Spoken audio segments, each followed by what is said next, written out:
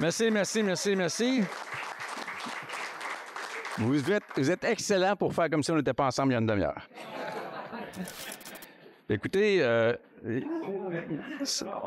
ça va être extrêmement difficile de faire le bilan. On en a parlé une couple de fois. La liste, elle est affolante. La liste des choses que le Bloc a pas toutes faites, pas toutes initiées. La liste de choses qui soit n'auraient pas existé sans l'intervention du Bloc, ou auraient existé dans une forme qui eût été préjudiciable aux intérêts du Québec sans l'intervention du Bloc. Et c'est extrêmement important. Puis évidemment, on ne pourra pas se fier sur nos adversaires politiques pour le reconnaître ou le faire reconnaître. La liste est tellement longue qu'on va se la partager, Alain et moi. Moi, je veux revenir sur quelques éléments. Mais commencer en vous disant ceci. Les Québécois ont fait un bon coup. Les Québécois ont élu en 2019 et réélu en 2021 32 députés du Bloc québécois. Et si on peut les exposer à notre bilan, je suis sous l'impression qu'ils vont trouver que ce n'était pas une mauvaise idée. Le Bloc a vu sa pertinence à être questionné en 2019. Les Québécois ont répondu. Son utilité à être questionné en 2021, les Québécois ont répondu. Mais là, moi, je vous affirme sans équivoque que le Bloc est nécessaire. Nécessaire aux intérêts du Québec. Et ironiquement, le Bloc aura contribué à un certain nombre d'enjeux qui auront servi les intérêts des Canadiens et grand bien leur fasse. Le caucus du Bloc québécois que vous êtes a exprimé au cours de la dernière session une maturité. Non seulement le parti comme formation politique lors de son congrès, et tout le monde avait un congrès ce printemps, il reste les conservateurs cet automne, le parti a démontré sa grande maturité en se donnant à partir d'une table rase et d'une complètement nouvelle proposition principale, un nouveau programme au complet. Grande maturité du caucus qui n'est jamais prise à la légère dans ses interventions, que ce soit en comité ou que ce soit dans les travaux du Parlement comme tel, de la Chambre des communes comme telle. Et je crois que c'est reconnu. C'est intuitivement reconnu par ceux qui ne suivent pas la politique tant que ça au quotidien et que c'est formellement reconnu par ceux qui suivent la politique au quotidien, observateurs ou même, dans bien des cas, adversaires. Je vais revenir plus tard dans l'intervention sur, bien sûr, le sujet qui aura occupé beaucoup, et je dirais trop d'espace, ça n'aurait pas dû exister, le sujet des ingérences chinoises à l'encontre de la démocratie et d'institutions québécoises et canadiennes. Mais je veux, avant, être capable de revenir, je vais en mentionner seulement quelques-uns, mais il y en a. D'abord, je veux mentionner que ça, c'est pas un gain, c'est une nécessité, elle est d'actualité. Qu'il faut convertir l'intérêt qu'on a à suivre avec compassion l'enjeu des feux de forêt, il faut le convertir en geste. Et ce que Mario, avec des collègues, ont sorti hier, c'est la première fois que quelqu'un dit « Hey, il faudrait faire quelque chose ». Je ne crois pas que l'enjeu se limite à dire « On va envoyer un chèque à quelqu'un ». Et je ne veux pas, on l'a vu dans d'autres crises que je ne nommerai pas, où on va tous faire notre petit bout devant les médias localement, là où il y a un drame, puis après ça, tout le monde rentre chez eux, il y a un geste qui a été posé, mais les grands changements profonds à long terme ne viennent pas. Les feux de forêt ont une probabilité ou une prévalence influencée par les changements climatiques. Personne qui a fini sa 3e année B oserait contester ça, sauf s'il est dans le commerce du pétrole. Et ça ne se réglera pas tout seul. Le volume de ressources que ça commande est important. Le volume de science que ça commande est extrêmement important. Et là, il y a 3 aspects globalement. Il y a l'aspect de la grande industrie pour lequel on n'a pas les données et qui ont des programmes qui relèvent beaucoup du gouvernement du Québec. Il y a l'enjeu qui reviendra rapidement du caribou forestier. Les données scientifiques modifiées, adaptées par cette réalité-là, vont devoir être mises à jour. Et ça exerce une pression supplémentaire, bien sûr, sur l'industrie.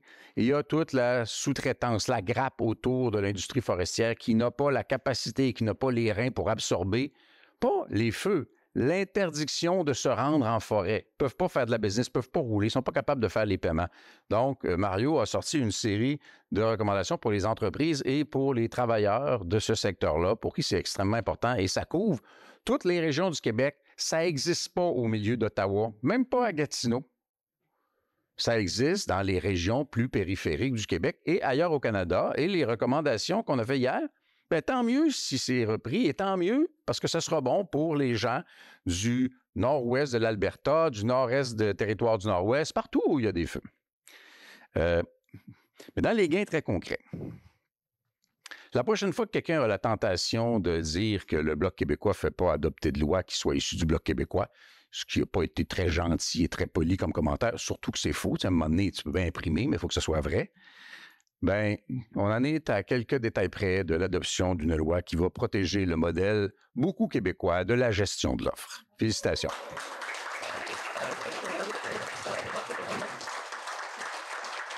Grâce à une initiative qui venait à l'origine et d'abord de Marilyn Gill, mais dans un esprit de collaboration avec les autres formations politiques, il y a une loi qui protège en cas de faillite des entreprises les fonds de pension des travailleurs retraités. C'est absolument fondamental.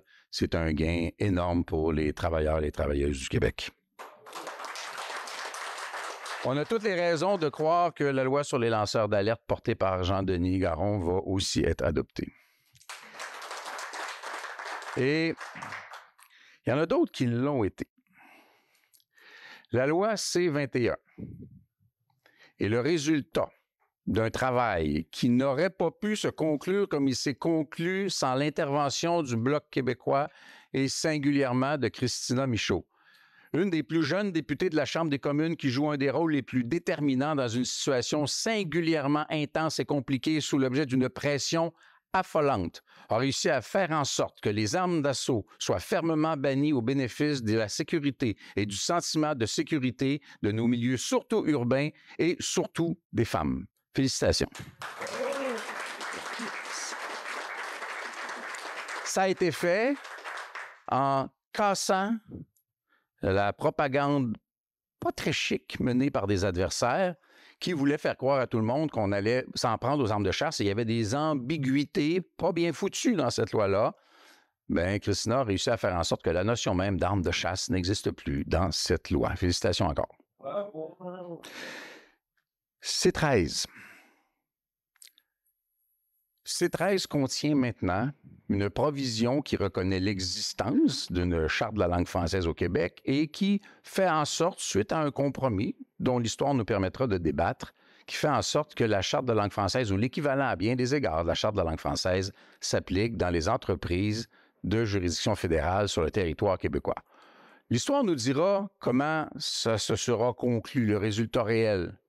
Mais vous avouerez que sans qu'ils en aient eu le goût ou l'appétit à Ottawa, ils l'ont avalé, ils l'ont digéré, ça a fonctionné. Il y a une espèce de convergence des efforts de Québec et des efforts du Bloc québécois. Sans le Bloc québécois, ça ne se serait jamais produit. Outre ça,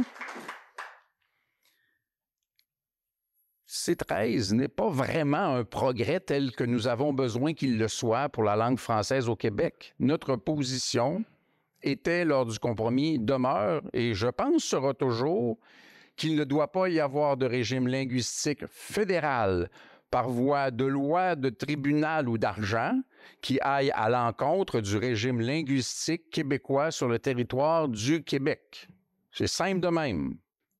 Mais on avait dit que si on était capable, l'histoire pour différentes raisons qui viennent pas toutes de nous, là, de faire en sorte que la Charte de la langue française s'applique aux entreprises sous juridiction fédérale, que nous allions appuyer l'esprit de C-13 au bénéfice des communautés francophones hors Québec qui en ont bien besoin.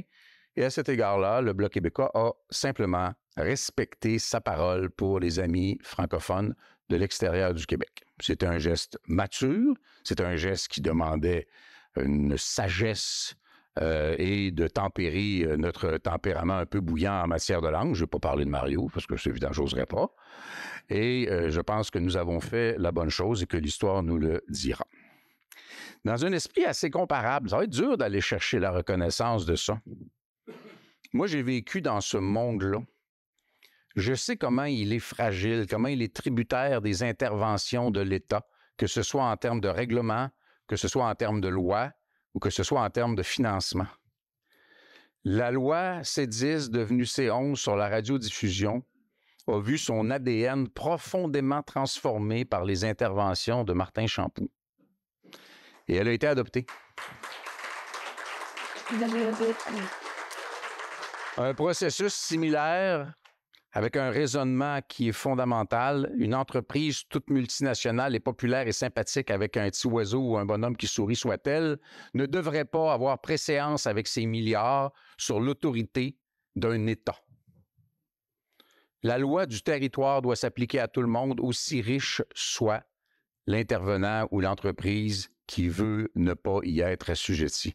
C18 est fondamental. On restera opposé au principe des bâillons, mais sur le fond, ce sont des lois qui étaient pertinentes et nécessaires. Un autre élément qui n'est pas une loi, mais qui est un exercice d'autorité morale. On nous a reconnu une certaine autorité morale, dans le dossier des ingérences, mais assez pour que des fois, ça en soit troublant, parce que c'est extrêmement complexe. Sébastien Lemire, souvent aidé par Andréanne, ont fait en sorte que les parents du Québec, et à bien des égards du Canada, tant mieux pour eux autres encore, vont avoir davantage confiance, ou on progresse vers une situation où ils auront davantage confiance dans la façon dont leurs jeunes sont protégés dans l'appareil sportif amateur canadien. Et sur les valeurs qui sont transmises aux athlètes, d'abord amateurs, qui pourraient être appelés à devenir des professionnels et à qui, historiquement, on a bien vu que certaines valeurs ont été transmises qui ne sont pas du tout et qui n'auraient jamais dû, même dans le passé, être acceptables. Ça prenait du courage et de l'autorité morale pour le faire. Ça a été fait, ça progresse très bien. Tous les espoirs sont permis pour la suite de ce dossier-là. Félicitations. Il faudra revenir sur un certain nombre d'enjeux que je mentionne rapidement. Les transferts en santé, dont le fondement de l'ignominie de ce refus est basé sur le déséquilibre fiscal, sur lequel, presque secrètement, on a fait un colloque. On va continuer à en parler pour que ça se rende aux gens, pour que les gens redécouvre l'enjeu dramatique du déséquilibre fiscal en vertu duquel le fédéral perçoit davantage que ce que sont ses besoins. Les provinces perçoivent beaucoup moins que ce que sont les besoins, de telle sorte que le fédéral dit lui-même que dans 30 à 40 ans, il n'y aura plus de dette fédérale. Et le directeur parlementaire du budget dit lui-même que dans 30 à 40 ans, la moyenne des provinces vont être en faillite. On a-tu un déséquilibre fiscal? Puis est-ce que c'est pour ça qu'on se fait menacer ou qu'on se fait dire « Peux-tu me vendre tes juridictions pour que je centralise le Canada? » Il faudra revenir. Il faudra revenir sur l'aide médicale à mourir où le Canada veut imposer ses valeurs au Québec qui est, on va se dire, qui est le précurseur, un des précurseurs mondiaux, qui est assurément le précurseur en Amérique du Nord et au Canada sur l'aide médicale à mourir. La volonté de Québec ne peut pas être mise en échec par la volonté d'Ottawa. Il faudra revenir sur la clause dérogatoire qui est un outil fondamental et essentiel. Il faudra revenir, Dieu qu'il faudra revenir sur les enjeux d'immigration. Moi, je me permets de poser la question, je ne veux pas qu'on se revendique de l'entièreté du mérite, souvent la société civile n'y est pas beaucoup. Est-ce que le chemin Roxham serait fermé sans le Bloc québécois? La question se pose. Moi, je pense que la réponse est clairement non. Est-ce que ça clôt le dossier des enjeux d'immigration d'un gouvernement qui a bien au-delà d'un an et demi de retard dans le traitement des dossiers d'immigration, mais qui, dans moins qu'un an et demi, dans un peu plus d'un an et demi, va dire, bien écoutez, on va commencer à envisager d'ajouter des dizaines de milliers de personnes par année de dossiers qu'on ne sera pas capable de traiter sur des bases purement idéologiques, avec l'incapacité du système tant québécois que canadien d'absorber en termes de santé, en termes d'éducation, en termes de garde. On pourrait quasiment dire au NPD, vous devriez penser aux soins dentaires, en termes de logement, en termes d'impact sur la pression inflationniste, et dans le cas du Québec, évidemment, en termes de leur faire savoir qu'ils arrivent dans une société absolument généreuse et extraordinaire, mais personne ne leur a dit, dans bien des cas, que c'était une société francophone qui faisait la promotion de cette idée d'égalité entre les genres, quelle que soit la façon dont les gens se définissent, et que la laïcité de l'État est la meilleure garante de cette égalité-là. Il faut le dire, c'est dur de les rejoindre parce qu'il y en a qui lui disent le contraire pour nous empêcher de leur dire ou pour les empêcher de nous écouter. Il faudra continuer à le faire. Ce sont des enjeux fondamentaux. Le fait d'avoir enlevé le mot « Center Initiative » n'a pas l'air d'avoir enlevé l'intention. Il faudra revenir sur les enjeux. Encore une fois, c'est extrêmement fondamental. Cette conciliation nécessaire entre l'économie et l'écologie. Arrêtez d'opposer l'un à l'autre. Le Québec est un des endroits, sinon l'endroit le mieux placé au monde pour démontrer qu'on peut créer davantage de richesses avec un modèle qui soit compatible avec les enjeux environnementaux. Pour l'instant, à coût de milliards de dollars par année, l'argent qui devrait servir à développer le modèle économique plus vert du Québec et créer davantage de richesses pour l'ensemble du Québec et les régions du Québec est envoyé pour des Trans Mountain, l'industrie pétrolière de l'Ouest ou Churchill Falls. Ça a absolument... Muskrat Falls. Ça n'a absolument aucun sens. Il va falloir ramener ce débat-là. Il va falloir ramener le débat sur le pouvoir d'achat des aînés, qui reste une actualité. On n'arrête pas, c'est toujours tassé. Dès qu'il se passe d'autres choses, on tasse ça. Et il s'est passé d'autres choses. Il s'est passé la révélation d'un ensemble de comportements que la Chine met de l'avant au Canada, comme elle le fait dans un ensemble d'autres territoires. Il y a les territoires qui étaient intérieurs à l'occupation historique chinoise. On parle évidemment du territoire autonome ouïghour. On parle évidemment du Tibet. On parlait il n'y a pas si longtemps de la Mongolie intérieure. Maintenant, malheureusement, Hong Kong. Et il y a les territoires sur lesquels la Chine a des visées très directes, évidemment, Taïwan. Mais il y a les autres.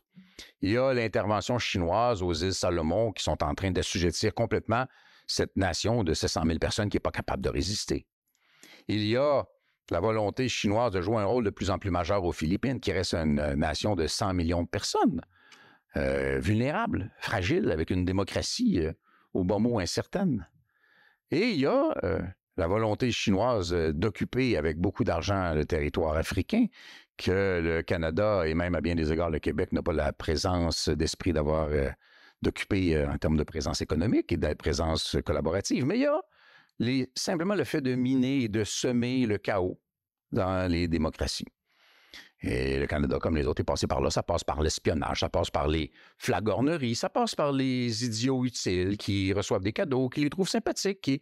Ça passe par toutes sortes de manœuvres et ça a passé par des ingérences électorales qui vont du financement électoral au fait d'embrigader du monde pour aller faire du porte-à-porte puis dire aux ressortissants chinois comment voter, en allant jusqu'à de l'intimidation potentielle contre la famille d'élus de la Chambre des communes du Canada, avec, a priori, un gouvernement qui ne s'en est pas ému outre mesure. C'était comme, tiens donc. C'est comme s'il disait, ouais, c'est nos amis, on va lui dire que c'est pas fait, mais on fera rien d'autre. Il y a peut-être des amitiés moins saines que d'autres. Mais, à l'heure où on se parle, il y a une vraisemblance importante qu'au cours des prochaines heures, il y ait une entente qui intervienne, au moins, entre les libéraux et le Bloc québécois. Sur la base de conversations que j'ai eues de façon assez intensive avec Dominique Leblanc depuis jeudi dernier. Une entente dans laquelle, à ce moment-ci, il est vraisemblable que l'entièreté des demandes du Bloc québécois soit reconnue. Pas à ce titre, mais fasse partie de ce que le gouvernement accepterait, conjointement, croit-on, avec le NPD et possiblement même les conservateurs. Je ne peux pas aller dans le détail. Je peux simplement vous faire état de mon optimisme par rapport à ça, de ce que je crois, et je le salue, et j'imagine que ça se rendra à Dominique, là. Je pense que Dominique Leblanc a été, moi avec lui et lui avec moi, on a été d'une franchise, d'une sincérité très bon enfant, très cordiale, presque bourrue. et qu'on est peut-être rendu à quelque chose qui ferait en sorte qu'au cours des prochains jours, on va y aller en termes de jours, on pourrait avoir la mise en place, on se garde le droit de ne pas être content si ça n'arrive pas, d'une commission d'enquête indépendante et publique sous réserve d'enjeux de sécurité dont tous les partis politiques seraient appelés à cautionner la présidence, qui porterait essentiellement sur les ingérences chinoises, mais sans nécessairement s'y restreindre, et qui porterait essentiellement sur les ingérences électorales, mais sans nécessairement s'y restreindre. Si nous obtenons ça, on peut débattre si le mot « gain » est approprié ou pas, mais nous aurons fait ce pourquoi nous avons été élus, nous montrer à la hauteur, faire montre de l'autorité morale que les gens attendent de nous, faire en sorte que la prochaine élection soit sécuritaire en termes de résultats de vote sans équivoque, que les élus ne soient pas menacés d'aucune espèce de façon et que la Chine puisse se restreindre à un rôle de partenaire économique, parfois culturel, parfois en recherche du Québec et du Canada, ce contre quoi nous n'avons rien du tout. Ce serait la bonne chose à faire de montrer cette fermeté à l'encontre du régime chinois avec lequel, par la suite, les relations pourraient être normalisées. Je souhaite de tout cœur que ça se produise. Beaucoup, parce que les autres sujets que j'ai mentionnés, équilibre fiscal, santé, clause dérogatoire, application sortie du fédéral du régime linguistique québécois, immigration, environnement, aînés, il faut revenir à ça. Il faut revenir à ces sujets-là. Je ne nous vois pas retourner en campagne électorale, serait-ce dans plusieurs années, ça ne m'appartient pas, en n'ayant pas réglé un certain nombre de ces enjeux-là, surtout parce qu'on a prouvé au Bloc québécois qu'on est capable de contribuer de façon hautement significative à régler des enjeux et à faire progresser le Québec, tant mieux si ça entraîne le Canada. Alors, je réitère ceci, le Bloc est de toute évidence pertinent. Il est sans équivoque utile. Je crois qu'il y aura de plus en plus de gens qui réaliseront jusqu'à quel point le Bloc est nécessaire et que les Québécois qui ont fait le choix du Bloc québécois en 2019 et en 2021 pourraient parler à leurs voisins autour du barbecue cet été puis dire « Hey, j'ai fait un maudit bon coup. J'ai contribué à faire élire un des 32 députés du Bloc québécois. Essaye ça chez vous, tu vas voir, ça donne de très beaux résultats. » Fait que ma gang de députés, pas plate pantoute, mais extrêmement mature avec vos équipes et tous les cabinets, merci infiniment.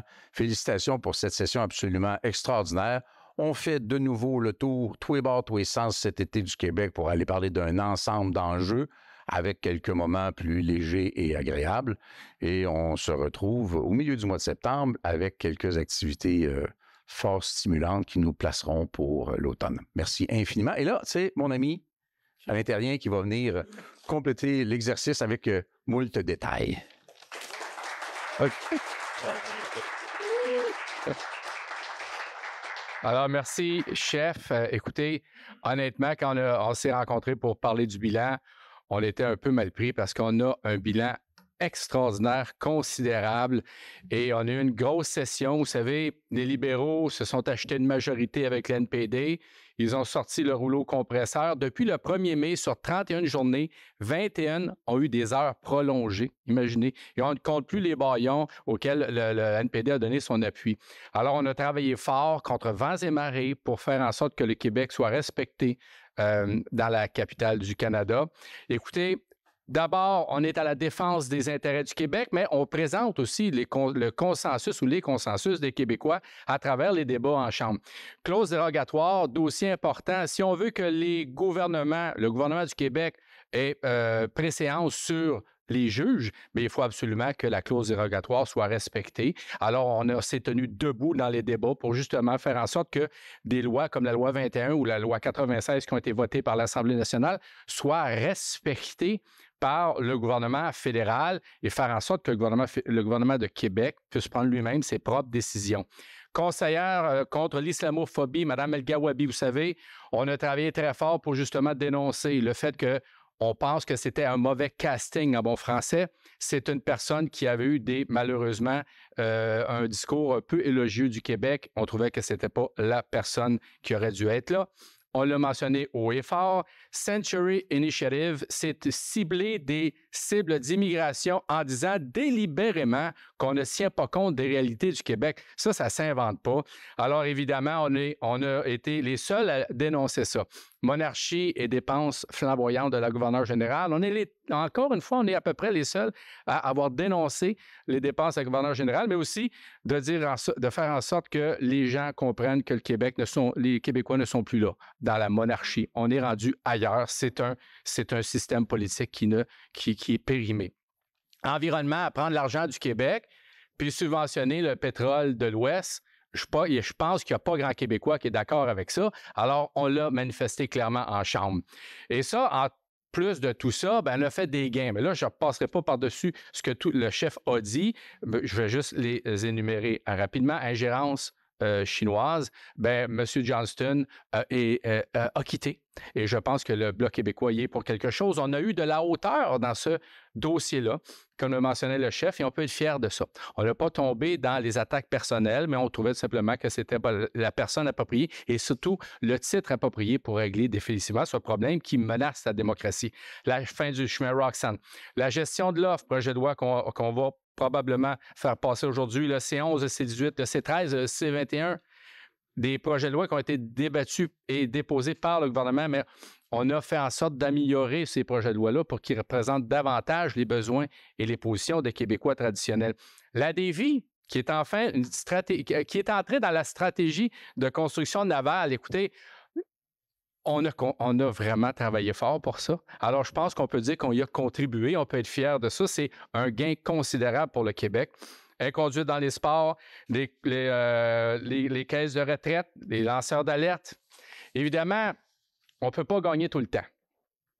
Mais quand on parle du Parlement hybride, de voir le gouvernement fédéral qui s'est concocté une majorité avec l'NPD et qui ont décidé de pérenniser le système hybride, qui change les règles parlementaires de façon fondamentale, sans consensus. C'est historiquement incroyable.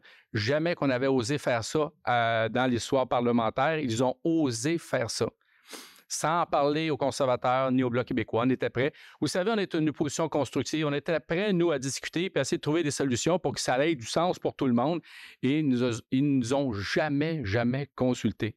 Alors ça, c'est vraiment un assaut contre la démocratie québécoise et canadienne.